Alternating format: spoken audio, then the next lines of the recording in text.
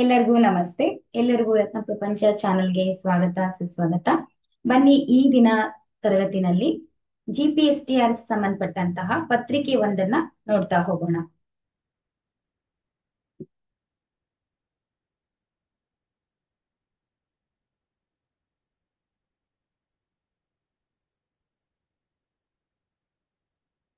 ಪತ್ರಿಕೆ ಒಂದು ಪ್ರಶ್ನೆ ಪತ್ರಿಕೆನ ನೋಡ್ತಾ ಹೋಗೋಣ. ಪತ್ರಿಕೆ ಒಂದಲ್ಲಿ ಯಾವೆಲ್ಲ ವಿಷಯಗಳ ಬಗ್ಗೆ ಒಂದು ಮಾಹಿತಿ ಅಂದ್ರೆ ನಮಗೆ ಗೊತ್ತಿರ್ಬೇಕು.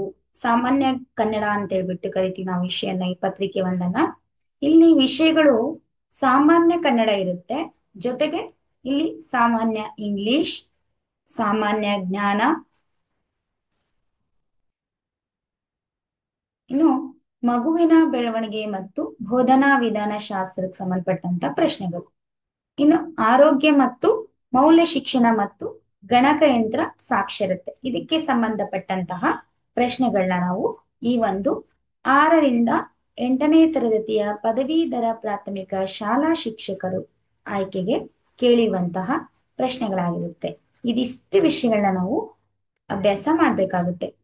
ಒಂದು ವಿಡಿಯೋದಲ್ಲಿ ತಿಳಿಸ್ಕೊಟ್ಟಿದ್ದೀನಿ, ಕಳೆದ ವಿಡಿಯೋದಲ್ಲಿ ಪತ್ರಿಕೆ ಒಂದಲ್ಲಿ ಎಷ್ಟು ಅಂಕಗಳಿಗೆ ಬರಿಬೇಕು, ಪತ್ರಿಕೆ 2 ನಲ್ಲಿ ಎಷ್ಟು ಅಂಕಗಳಿರುತ್ತೆ, ಯಾವೆಲ್ಲ ಗಂಟೆಗಳ ಬಗ್ಗೆ ಬರಿಬಹುದು, ಇನ್ನು ಪತ್ರಿಕೆ 3 ನಲ್ಲಿ ಯಾವೆಲ್ಲ ವಿಷಯಗಳು ಮತ್ತು ಎಷ್ಟು ಅಂಕ ಅನ್ನುವಂಥದ್ದನ್ನ ಕಳೆದ ಒಂದು ವಿಡಿಯೋದಲ್ಲಿ ತಿಳಿಸ್ಕೊಟ್ಟಿದ್ದೀನಿ. ದಯವಿಟ್ಟು ನೀವು ಪ್ಲೇ ಲಿಸ್ಟಿಗೆ ಹೋಗಿ ಅಪ್ಡೇಟ್ಸ್ 2025 ಎನ್ನುವಂತ ಒಂದು ಪ್ಲೇ ಲಿಸ್ಟ್ ಇದೆ, ಅಲ್ಲಿ ಹೋಗ್ಬಿಟ್ಟು ನೀವು ನೋಡ್ಕೋಬಹುದು.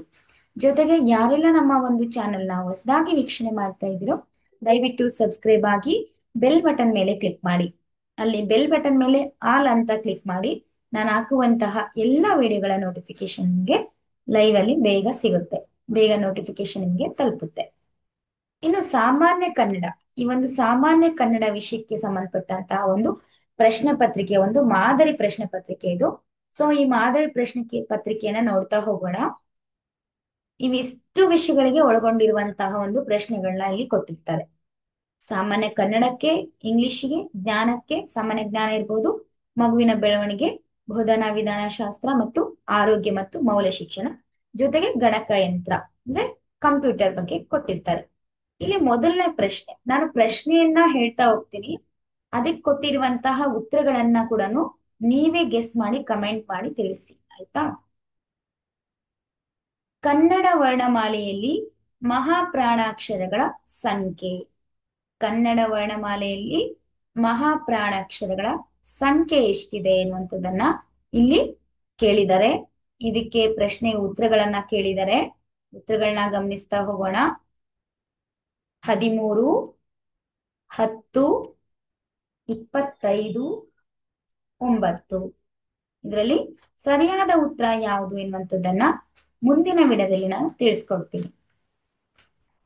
ಇನ್ನು 2ನೇ ಪ್ರಶ್ನೆ, ಅಷ್ಟು ದೊಡ್ಡ ಮರವನ್ನ ಹೇಗೆ ಕಡಿದರು? ಈ ವಾಕ್ಯದಲ್ಲಿರುವ ಅಷ್ಟು ಪದವು ಈ ನಾಮಪದಕ್ಕೆ ಉದಾಹರಣೆಯಾಗಿದೆ. ಇಲ್ಲಿ ಯಾವ ನಾಮಪದಕ್ಕೆ ಉದಾಹರಣೆಯಾಗಿದೆ ಅನ್ನುವಂಥದ್ದನ್ನ ಗಮನಿಸ್ತಾ ಹೋಗ್ಬೇಕು.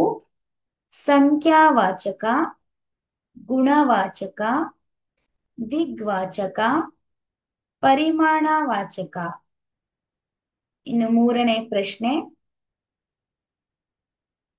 ಈ ಪದಗಳು ಆತ್ಮಾರ್ಥಕ ಸರ್ವನಾಮಕ್ಕೆ ಉದಾಹರಣೆಗಳಾಗಿವೆ.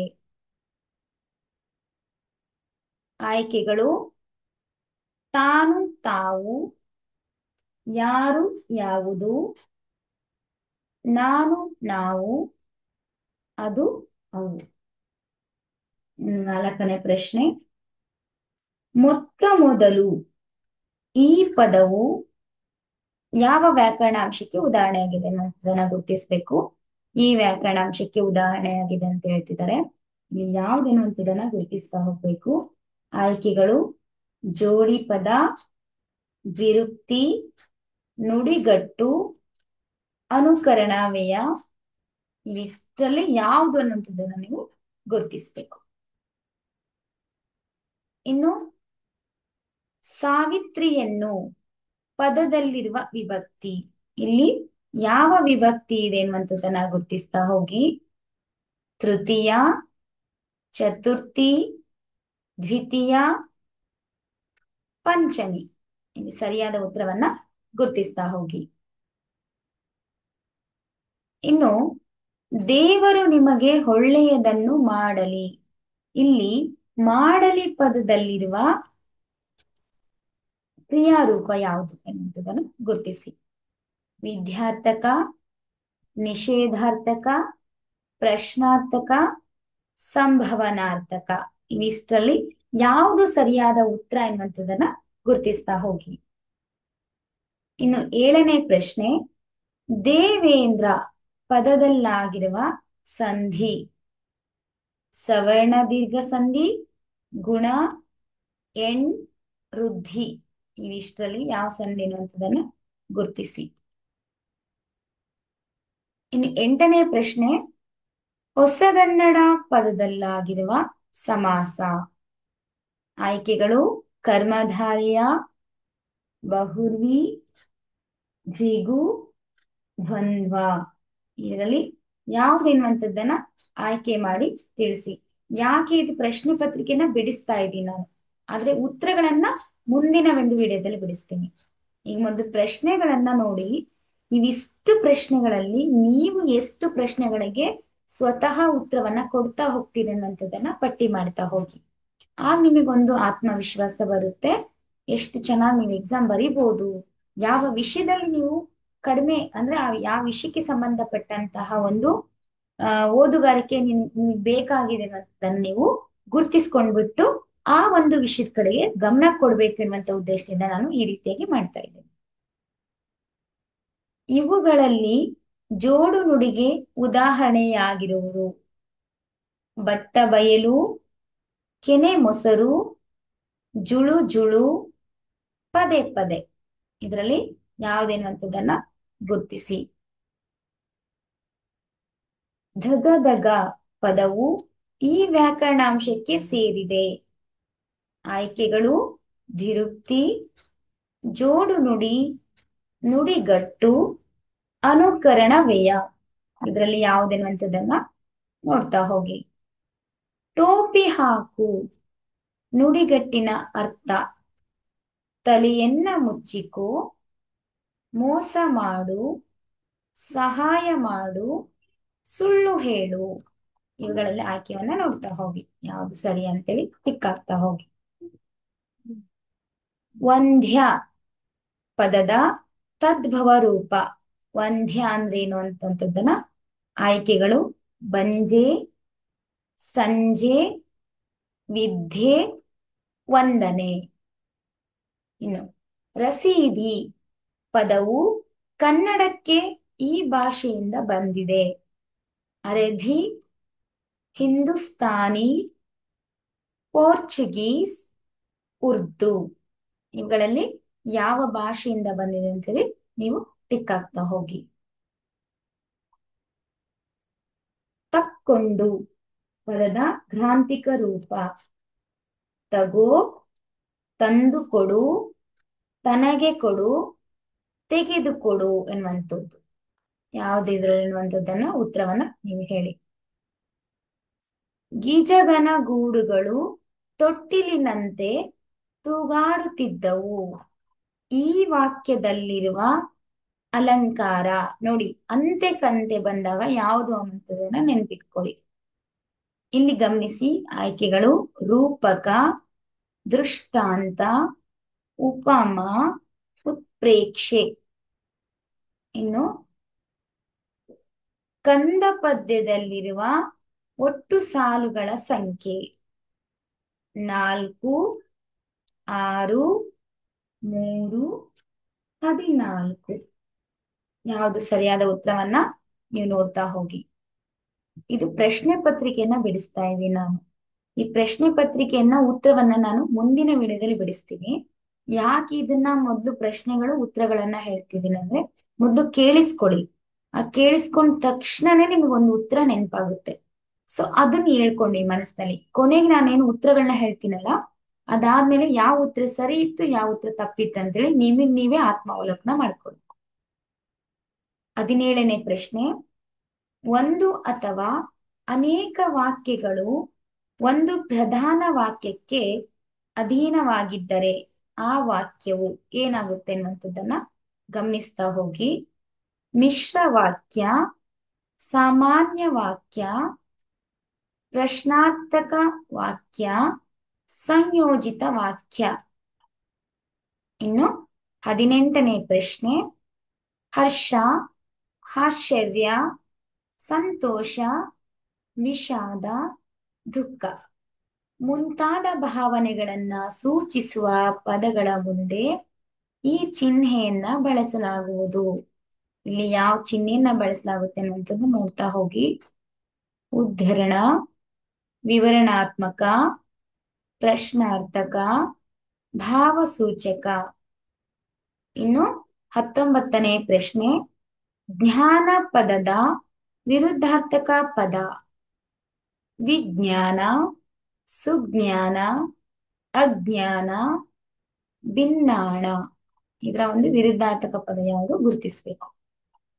ಇನ್ನು 20ನೇ ಪ್ರಶ್ನೆ, ಮಾತ್ಸರ್ಯ ಪದದ ಸಮಾನಾರ್ಥಕ ಪದ. ಮಾತ್ಸರ್ಯ ಅಂತ ಬರಬೇಕಾಗಿತ್ತು. ಹೊಟ್ಟೆ ಕಿಚ್ಚು, ಅಹಂಕಾರ, ದುರಾಸೆ, ಮೋಸ. ಇವುಗಳಲ್ಲಿ ಯಾವುದು ಸರಿಯಾದ ಉತ್ತರ ಅಂತೇಳಿ ನೀವು ಗುರುತಿಸಿ. ಕನ್ನಡದ ಮೊದಲ ರಾಷ್ಟ್ರಕವಿ ಎಂಬ ಹೆಗ್ಗಳಿಕೆಗೆ ಪಾತ್ರರಾದವರು. ಕನ್ನಡದ ಕವಿ ಎನ್ನುವಂತಹ ಒಂದು ರಾಷ್ಟ್ರಕವಿ ಎನ್ನುವಂತ ಒಂದು ಹೆಗ್ಗಳಿಕೆ ಪಾತ್ರರಾಗಿರುವವರು ಯಾರು, ಮೊದಲಿಗರು ಅನ್ನುವಂಥದ್ದನ್ನು ಕೇಳಿದ್ದಾರೆ. ಆಯ್ಕೆಗಳು: ಕುವೆಂಪು, ಎಂ ಗೋವಿಂದ ಪೈ, ದ.ರಾ ಬೇಂದ್ರೆ, ಜಿ.ಎಸ್. ಶಿವರುದ್ರಪ್ಪ. ಇದರಲ್ಲಿ ಮೊದಲ ರಾಷ್ಟ್ರಕವಿ ಯಾರು ಅಂತ ಗುರುತಿಸಿ. ಇದು ತದ್ದಿತಾಂತ ನಾಮಕ್ಕೆ ಉದಾಹರಣೆಯಾಗಿದೆ. ಆಯ್ಕೆಗಳು: ಜಾಣತನ, ಚಂದ್ರನಂತೆ, ಹಿರಿಮೆ, ಬಳೆಗಾರ. ಇಲ್ಲಿ ತದ್ದಿತಾಂತ ನಾಮಕ್ಕೆ ಯಾವುದು ಉದಾಹರಣೆ ಅಂತದನ್ನ ನೀವು ಗುರುತಿಸಬೇಕಾಗುತ್ತೆ. ಇಲ್ಲಿ 23ನೇ ಪ್ರಶ್ನೆ, ತೃತೀಯ ವಿಭಕ್ತಿಯ ಕಾರಕಾರ್ಥ ಯಾವುದು? ಕತ್ರಾರ್ಥ, ಸಂಬಂಧ, ಅಧಿಕರಣ, ಕರಣಾರ್ಥ. ಇದ್ರಲ್ಲಿ ಯಾವುದೆನ್ನುವಂಥದ್ದನ್ನ ಗುರುತಿಸಿ. ಇನ್ನು 24ನೇ ಪ್ರಶ್ನೆ, ದೇವಲೋಕ ಮರ್ತ್ಯಲೋಕವೆಂಬುದು ಬೇರಿಲ್ಲ ಕಾಣಿರೋ, ಸತ್ಯವ ನುಡಿಯುವುದೇ ದೇವಲೋಕ. ಇಲ್ಲಿ ನ್ಯಾಶನ ಕೊಟ್ಟಿದ್ದಾರೆ. ಈ ವಚನದ ರಚನಾಕಾರರು ದೇವಲೋಕ ಮರ್ತ್ಯಲೋಕವೆಂಬುದು ಬೇರಿಲ್ಲ ಕಾಣಿರೋ, ಸತ್ಯವ ನುಡಿಯುವುದೇ ದೇವಲೋಕ. ಈ ಒಂದು ವಚನಕಾರರು ಯಾರು ಅಂತ ಕೇಳಿದ್ದಾರೆ. ಇಲ್ಲಿ ಆಯ್ಕೆಗಳನ್ನ ಕೊಟ್ಟಿದ್ದಾರೆ. ಬಸವಣ್ಣ, ಅಲ್ಲಮ ಪ್ರಭು, ಚೆನ್ನ ಬಸವಣ್ಣ, ಅಕ್ಕ ಮಹಾದೇವಿ. ಇದರಲ್ಲಿ ಯಾರು ಅನ್ನುವಂಥದ್ದನ್ನ ಉತ್ತರವನ್ನ ನೀವು ಟಿಕ್ ಹಾಕ್ಬೇಕು. ಕರ್ನಾಟಕ ಸಂಗೀತ ಪಿತಾಮಹರೆನಿಸಿದ ಪುರಂದರದಾಸರ ಕೀರ್ತನೆಗಳ ಅಂಕಿತ ಇದು. ಅಂದ್ರೆ ಪುರಂದರದಾಸರ ಒಂದು ಕೀರ್ತನೆಗಳ ಅಂಕಿತ ಯಾವುದು ಅಂತೇಳಿ. ವಿಜಯ ವಿಠಲ, ಪುರಂದರ ವಿಠಲ, ಗೋಪಾಲ ವಿಠಲ, ರಂಗ ವಿಠಲ. ಇವುಗಳಲ್ಲಿ ಯಾವುದು ಸರಿಯಾದ ಆಯ್ಕೆ ಅನ್ನುವಂಥದ್ದನ್ನು ನೀವು ಮಾಡ್ಬೇಕಾಗುತ್ತೆ. ಇನ್ನು ಎಷ್ಟು ಪ್ರಶ್ನೆಗಳಿರ್ತವೆ ಅಂತ ಹೇಳಿದ್ದೆ ನಿಮಗೆ ಮೊದಲೇ ತಿಳಿಸಿದ್ದೆ ನಾನು. ಈ ಒಂದು ಪತ್ರಿಕೆ ಒಂದರಲ್ಲಿ ಪ್ರತಿಯೊಂದು ವಿಷಯದ ಬಗ್ಗೆ 25 ಅಂಕಗಳಿರುತ್ತೆ. ಕಂಪ್ಯೂಟರ್ ಒಂದು ವಿಷಯಕ್ಕೆ ಮಾತ್ರ 10 ಅಂಕ ಇರುತ್ತೆ ಅಂತ, ಸರಿನಾ? ಈಗ ಕನ್ನಡದ 25 ಅಂಕಗಳಲ್ಲಿ ನೀವಿವತ್ತು ಡಿಸೈಡ್ ಮಾಡಿ, ಅಂದ್ರೆ ನೋಡ್ಕೊಳ್ಳಿ, ಉತ್ತರಗಳನ್ನ ನೋಡ್ಕೊಳ್ಳಿ. ನೀವು ಎಷ್ಟು 25 ಪ್ರಶ್ನೆಗಳಿಗೆ ಎಷ್ಟು ಉತ್ತರಗಳನ್ನ ಸರಿಯಾಗಿ ಉತ್ತರವನ್ನ ನೀವು ಮಾಡಿದ್ರಿ ಅನ್ನುವಂಥದ್ದನ್ನ ನೋಡ್ತಾ ಹೋಗಿ. ನಾನು ಒಂದು ನೆಕ್ಸ್ಟ್ ಕ್ವಶನ್ಗೆ, ಈ ಒಂದು ವಿಷಯಗಳಿಗೆ ಮುಂದಿನ ತರಗತಿನಲ್ಲಿ ಉತ್ತರಗಳನ್ನ ತಿಳಿಸ್ತಾ ಹೋಗ್ತೀನಿ. ಇವಿಷ್ಟು 25 ಪ್ರಶ್ನೆಗಳನ್ನ ತಿಳಿಸಿದೀನಿ. ಸೊ 25 ಪ್ರಶ್ನೆಗಳಿಗೆ ಕೂಡ ನೀವು ಉತ್ತರವನ್ನ ಮಾಡ್ತಾ ಹೋದ್ರಿ ಅಲ್ವಾ? ಎಷ್ಟು ಪ್ರಶ್ನೆಗಳಿಗೆ ನೀವು ಸರಿಯಾದ ಉತ್ತರವನ್ನ ಮಾಡಿದ್ರಿ ಅಂತ ನೀವು ಟಿಕ್ ಹಾಕೊಳ್ಳಿ. ಅದಾದ ನಂತರ ಯಾವ ವಿಷಯದ ಬಗ್ಗೆ ನೀವು ಓದ್ಬೇಕಿದೆ ಅದನ್ನ ವರ್ಕ್ ಮಾಡಿ. ಮುಂದಿನ ವಿಡಿಯೋದಲ್ಲಿ ಮತ್ತೆ ಉಳಿದಂತ ಇಂಗ್ಲಿಷ್ ವಿಚಾರವಾಗಿ, ಅಂದ್ರೆ ಇಂಗ್ಲಿಷ್ ವಿಷಯಕ್ಕೆ ಸಂಬಂಧಪಟ್ಟಂತಹ ಒಂದು ಪ್ರಶ್ನೆಗಳನ್ನ ಕೇಳ್ತಾ ಹೋಗ್ತೀನಿ. ಮುಂದಿನ ವಿಡಿಯೋದಲ್ಲಿ ನೋಡ್ತಾ ಹೋಗೋಣ. ಅಲ್ಲಿವರೆಗೂ ರತ್ನ ಪ್ರಪಂಚನ ಚಾನೆಲ್ನ ನೋಡ್ತಾ ಇರಿ. ಇದೇ ರೀತಿ ಪ್ರೋತ್ಸಾಹ ಕೊಡ್ತಾರೆ. ಧನ್ಯವಾದಗಳು.